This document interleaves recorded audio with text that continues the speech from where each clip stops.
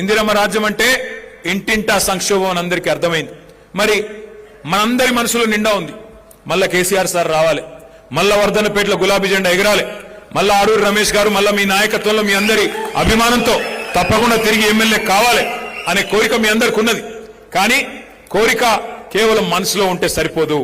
గట్టిగా మనం పనిచేస్తేనే, గట్టిగా మనం ముందుకు వస్తేనే రేపటి రోజున ఫలితం కూడా వచ్చే అవకాశం ఉంది. వాళ్ళ రైతులు తీవ్ర సంక్షోభంలో ఉన్నారు. రైతు బంధుకు రామ్ రామ్, రైతు బీమా కూడా కనీసం కడతలేడు. 7,600 మంది రైతులకు రైతు బీమా కూడా వచ్చిన పరిస్థితి లేదు. యూరియా దొరుకుతలేదు, కరెంటు చక్కగా వస్తలేదు. ఆఖరికి ఇక పంటల కొనుగోలు అయితే నాకంటే బాగా మీకు తెలుసు. కానీ మీకు ఒక మాట చూపెట్టాలి, నేను కూడా ఒక వీడియో తెచ్చిన. పంటల కొనుగోలు విషయంలో కాంగ్రెస్ పార్టీ ప్రతిపక్షంలో ఉన్నప్పుడు ఏం చెప్పింది, వ్యవసాయం గురించి ఏం చెప్పిందో ఒక్కసారి ఆ వీడియో ప్లే చేయాలని మా తమ్ముళ్ళని నేను కోరుతా ఉన్నా. నేను అడుగుతున్నా, నరేంద్ర మోడీ ఒట్లు కొనేది ఉంటే నువ్వేమన్నా బ్రోకర్ గాడివి, దళారీ పని చేస్తావా? రాష్ట్ర ప్రభుత్వం దగ్గర డబ్బులు లేవా? 2.5 లక్షల కోట్ల రూపాయల బడ్జెట్ ఉన్నప్పుడు రైతుల దగ్గర కొనాల్సింది నువ్వు. ఇక్కడున్న పేదలు, ఇక్కడున్న రైతులు, ఇక్కడున్న యువకులు, ఇక్కడున్న మహిళలు, ఇక్కడున్న దళితులు, గిరిజనులు, బలహీన వర్గాల బిడ్డలు నీకు ఓటేసి నిన్ను ముఖ్యమంత్రిని చేస్తే నువ్వు కొనకుండా మోడీ కొనాలి, బోడిగాడు కొనాలి అని మోకాలకు బోడిగుండుకు లింకు పెట్టి మాట్లాడుతుండే రాష్ట్ర ముఖ్యమంత్రి. ఒట్లు కొననప్పుడు నీకు గద్దె మీద ఉండే అధికారం లేదు కేసీఆర్.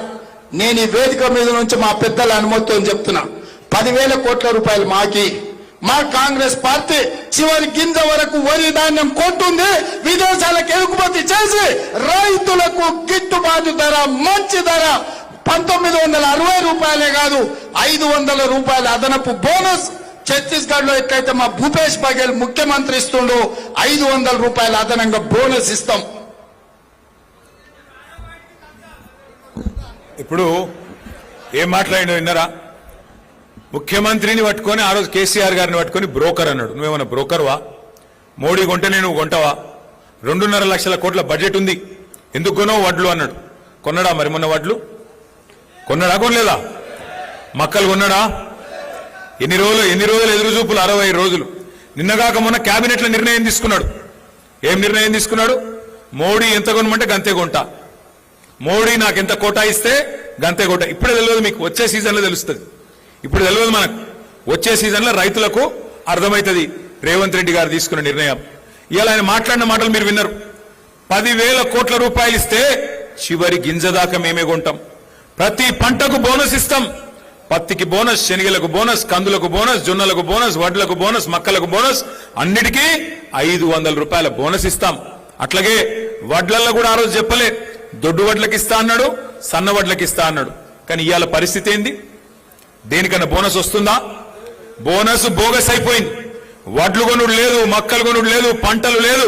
ఆఖరికి మోడీ చెప్పినట్టు ఆయన ఎంత కొనమంటే ఎంత కోటా ఇస్తే అంతకే కొంటా అంటున్నాడు ముఖ్యమంత్రి రేవంత్ రెడ్డి. మరి ఇవాళ నేను కూడా అనొచ్చు, నువ్వు బ్రోకర్ వా అని నేను కూడా మాట్లాడచ్చు.